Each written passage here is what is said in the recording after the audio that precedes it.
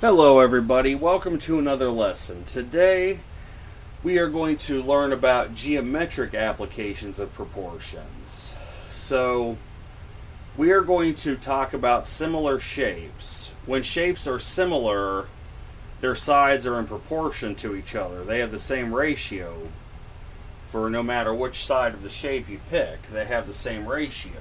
So for example, let's say I have a smaller triangle here, right? I have a smaller triangle with this side being 9, this side being 5. Then I have a bigger triangle. I'm not the best artist drawing freehand. Where this side is 45. But this side we don't know, it's H. Well, again, these are similar triangles. That means that each side corresponds to the same side of the triangle in the other triangle, and they have the same ratio. So, for example, 9 will correspond to 45, so 9 to 45. 9 is to 45 as equals that 5 is to H, because they're on corresponding same parts of the similar triangle. So that's how you would set up your proportion to find the missing side. Now what you're going to do, of course, the cross product. 9 times H, well that's 9H. That's going to be equal to 45 times 5.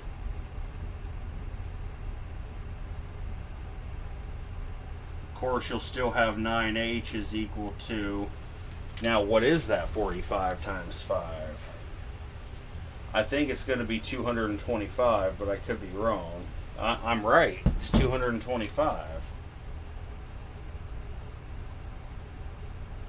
Alright, so now of course, like you would any proportion and solve for the variable, you just divide both sides by 9. Which will give you H is equal to 225 divided by 9, which just happens to be 25. So that missing side, H, is equal to 25.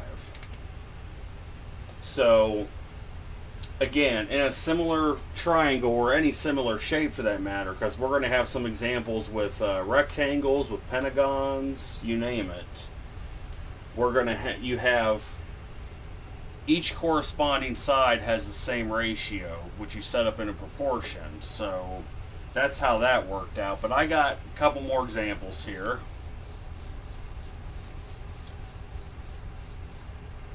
Alright, what does this one look like? This one.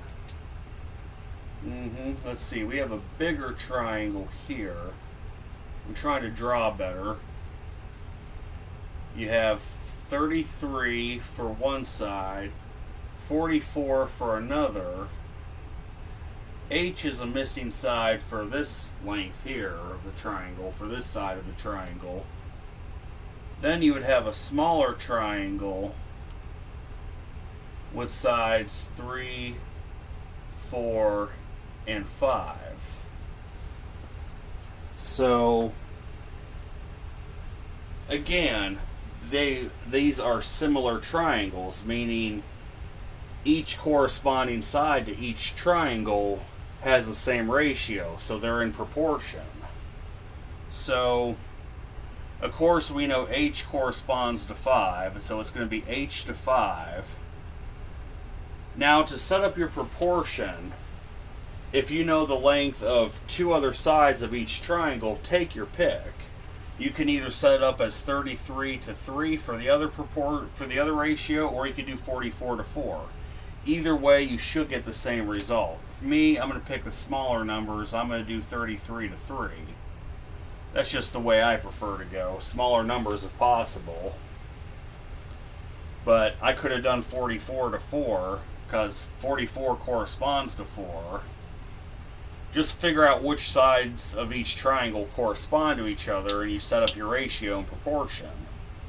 Well, you're going to do the cross product of H and 3, which will give you 3H. which is equal to the cross product of 5 times 33. Alright, well, you'll still have 3h. 5 times 33, that's 165. So now you got to figure out what is h. Just divide both sides by 3. You'll get h. H is equal to 165 divided by 3. That happens to be 55. So the missing side h will be 55. And by the way, you may be asking, why in the world are we solving for missing sides of triangles? Well, let's say hypothetically this big triangle represents the Empire State Building itself. The smaller triangle represents a model of the Empire State Building. You would like to have a replica of the Empire State Building in your house. Obviously, there's no way you're going to be able to fit the Empire State Building itself in your house. It just isn't going to work out. You're going to build a small scalar model. Once you figure out what certain ratios are for sides of the building, you'll be able to solve for any missing lengths or widths of the building, any missing sides, and be able to build a proper scalar model. So that's how that would apply in the real world, but I'm just showing you with some shapes here, with some geometry. I have another problem here. But yeah, scalar models use ratios and proportions all the time.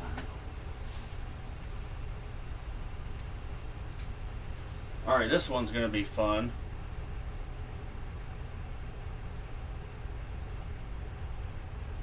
So let's see, we have a triangle here, this side being 12, this side being 8, this side being 9. Then we have a smaller triangle. Again, these are similar triangles, so the corresponding sides of each triangle have the same ratio, which makes them proportional. Their sides are in proportion. So this one, you have 2 missing sides of a triangle. Well, we know that they're similar triangles, so therefore we know that the corresponding sides are in proportion. So we'll solve for x first, since it comes first in the alphabet. We know 8 corresponds to 6, because they're the same parts of each triangle. 8 corresponds to 6, as 9 would correspond to x. So figure out which parts correspond. 8 corresponds to 6, 9 corresponds to x. Then you just take the cross product. You'll have 8 times x, so 8x is equal to 6 times 9, which is 54. Well, let's see. You'll divide both sides by 8 to get the x. Let's figure out what x equals. Well, to my knowledge, 8 doesn't go into 54 evenly. But that doesn't mean we won't get a good decimal. So 54 divided by 8, that's going to be 6.75 for x.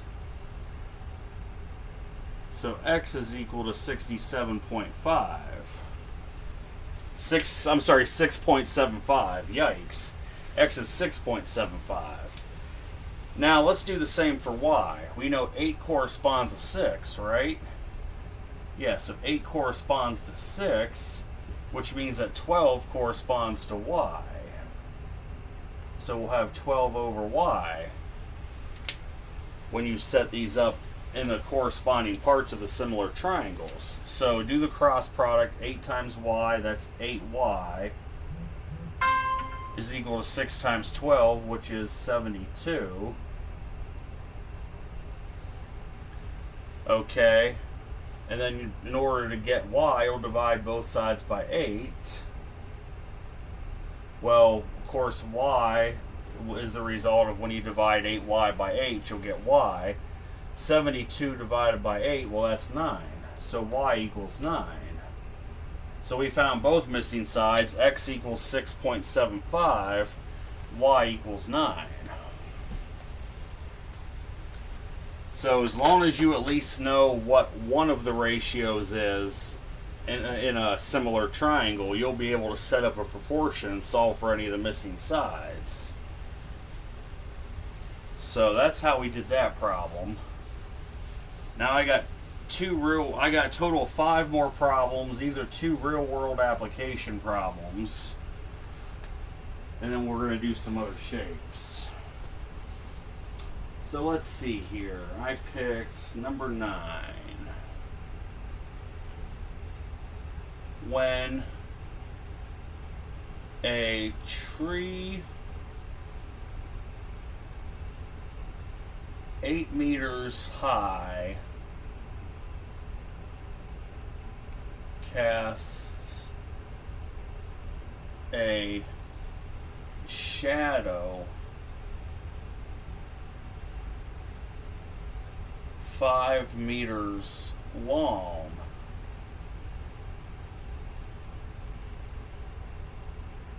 how long is a shadow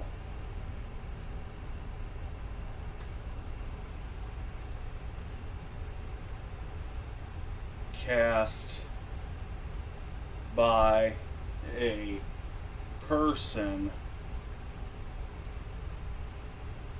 2 meters tall? All right. So we have a tree, it's 8 meters high. It casts a shadow 5 meters long. How long is a shadow cast by a person 2 meters tall? So basically, get a picture of what it's asking for, right? You have here a nice tree. You have a nice fluffy tree. I'm not the best artist, okay? So cut me some slack. But I have a nice tree here that is 8 meters high, right? It's casting a shadow 5 meters long. So basically, you can almost think of this as a triangle. You can almost think of that as a triangle, right? They're asking at the same time, how long of a shadow is it cast by a person? Don't laugh too much. I'm going to draw a stick figure. Because, again, I cannot draw for the life of me. This person is 2 meters tall. They want to know how long is the shadow. We'll say X, because we don't know how long the shadow is. So what you have now are 2 similar triangles. Since this is occurring at the same time, you basically have set up 2 similar triangles. So we know that 8 meters from the tree corresponds to 2 meters to the person. So you'll have 8 to 2. You'll have 8 to 2 corresponds to 5 to X. Corresponds to 5 to X, right? So you got each of the similar parts of the triangle in the triangles in proportion to each other. So now we just simply do the cross product. You'll get 8x is equal to, what is 2 times 5? That's 10. So then x is equal to 10 divided by 8, because if you divide both sides by 8, now let's back that up here. Let's actually do the division. 8x divided by 8 is equal to 10 divided by 8. So then you divide both sides by 8, you'll get x is equal to, what is 10 divided by 8?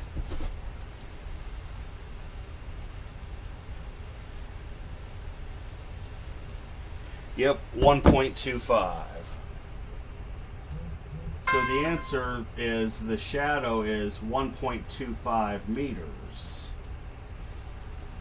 The shadow of the person is 1.25 meters at that time. Come on, quit dropping stuff. Alright, so basically with this, just draw a mental picture of it, then draw a literal picture of what's being asked for. A tree 8 meters high casts a 5-meter shadow, basically setting up a little triangle here.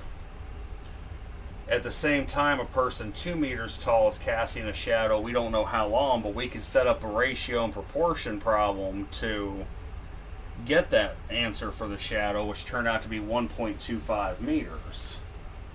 I got another problem here, kind of like it.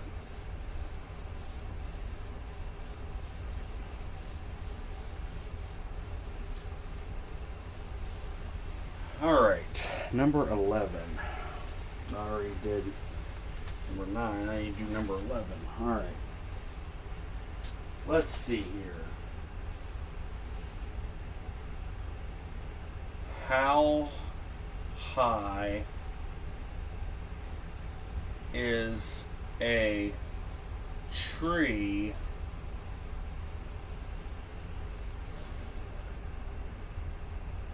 that casts a 27-foot shadow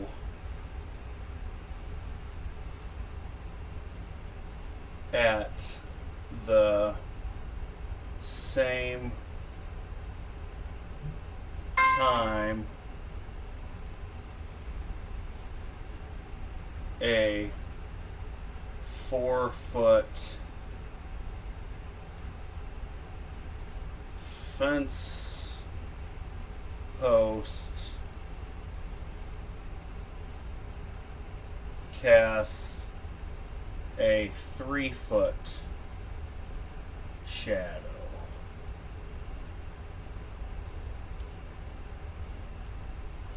Alright, so how high is a tree that casts a 27-foot shadow at the same time a 4-foot fence post casts a 3-foot shadow? So, again, try to draw a picture of what they're asking for. They want to know how high, lovely tree I'm going to draw again, how high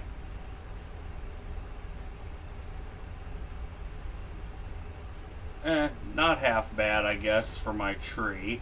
I'm not the best at drawing trees or anything, but they want to know how high a tree is that casts a 27-foot shadow. So let's pretend that's the shadow. That's 27 feet, right? It casts a shadow on the ground of 27 feet. Once again, we got ourselves a nice triangle problem. We don't know how high it is, but we know it casts a 27-foot shadow. This is at the same time a 4-foot tall fence post. They tell you the fence post is 4 feet. Casts a 3-foot shadow. So that's the fence post. The 3 feet is the shadow on the ground, right?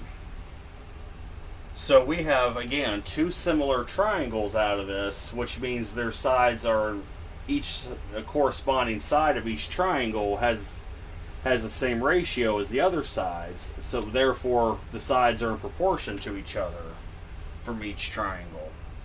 So we know from the first one, 27 feet corresponds to 3 feet. So we got 27 to 3. That is equal to the height of the tree, h, corresponds to 4 feet for the fence post. Now what you have here is you got a simple proportion problem. You need to take the cross product, 27 times 4, set that equal to the cross product of 3 and h, which therefore is 3h. 27 times 4, let's see, so that'd be 54. That should be 108. So 108 would be equal to 3h, right? Well, in order to get h, the height of the tree, divide both sides by 3. Well, what you should get, I believe it'll end up being 36. You have 108 divided by 3. Yep, it'll be 36. So the height of the tree that we found is 36 feet. Decently tall tree, 36 feet for the height. And that's what you get when you find each side, you know, the corresponding sides of the triangles are in proportion with each other. The height of the tree is 36 feet. Now I got 3 more problems.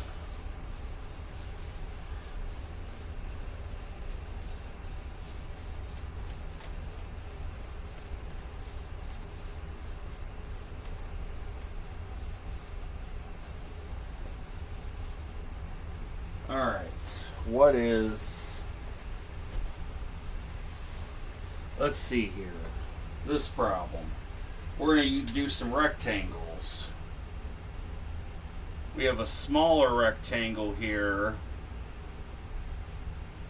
One side is 7, the other side is 4. Compared to a bigger rectangle. And these are similar rectangles.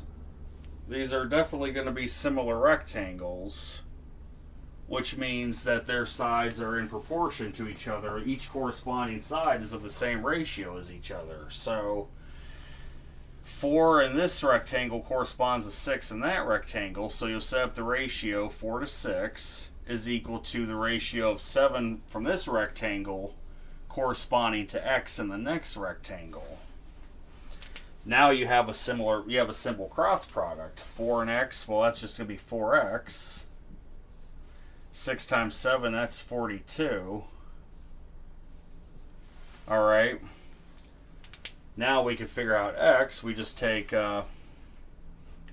both sides, divide them by 4. Then you'll get x is equal to 42 divided by 4.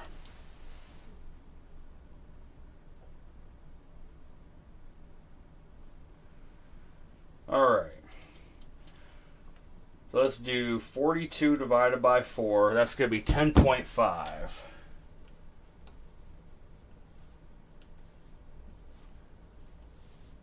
So you'll get the answer that x is equal to 10.5 in order to have corresponding a corresponding ratio in each of the rectangles. X would equal 10.5 after you solve the proportion. I have 2 more problems.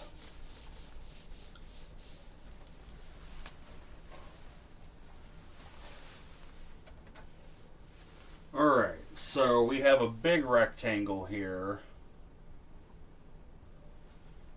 A big rectangle where you have this side being 4, this side being 11.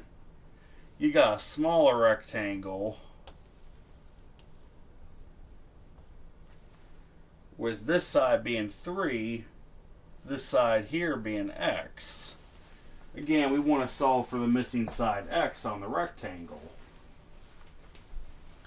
So on this rectangle, 4 corresponds to 3 on this rectangle. So you'll have 4 to 3, and that ratio is equal to 11 corresponding to x on that rectangle. Now we have set up our proportion. We just got to do the cross product. 4 times x, that's 4x. 3 times 11, well, that's going to be 33. Right? So 4x equals 33. Divide both sides by 4, you'll get the answer to x. X is going to be equal to, what is 33 divided by 4?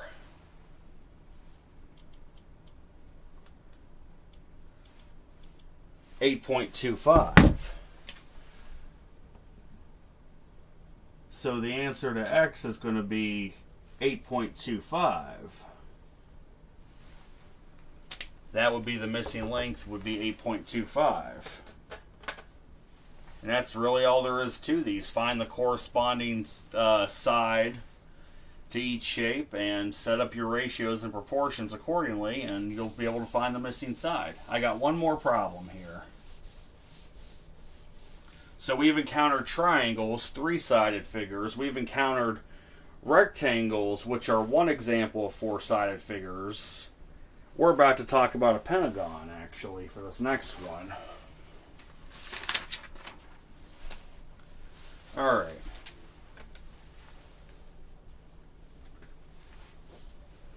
We have a pentagon here. So we have a smaller pentagon.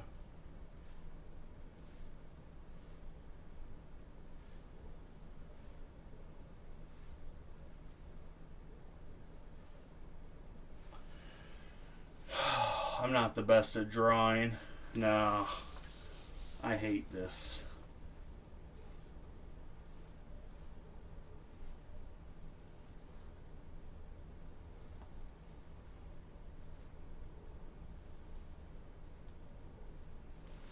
Alright, there's one pentagon with sides X, Y, 3, 3, and 3. So pentagon's a five-sided figure. Then we need to draw a bigger pentagon, not upward.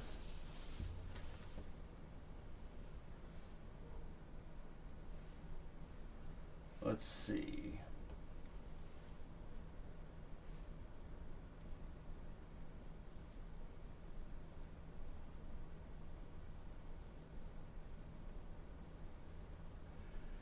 With corresponding sides being 5, 8, not 5, 8, God bless it, I can't read.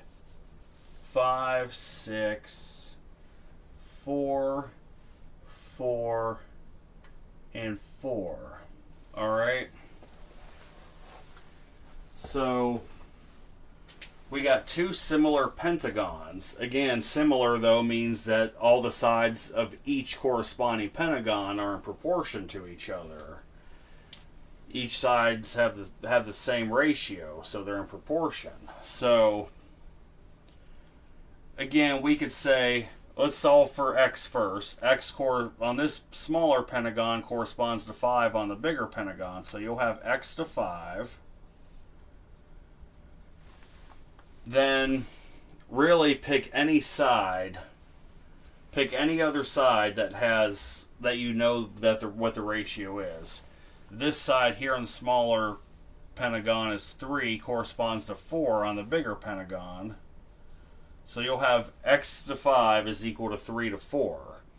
Now you find the cross product. You'll have x and 4, that cross product is 4x, is equal to the cross product of 5 and 3. Well, 5 times 3 is 15.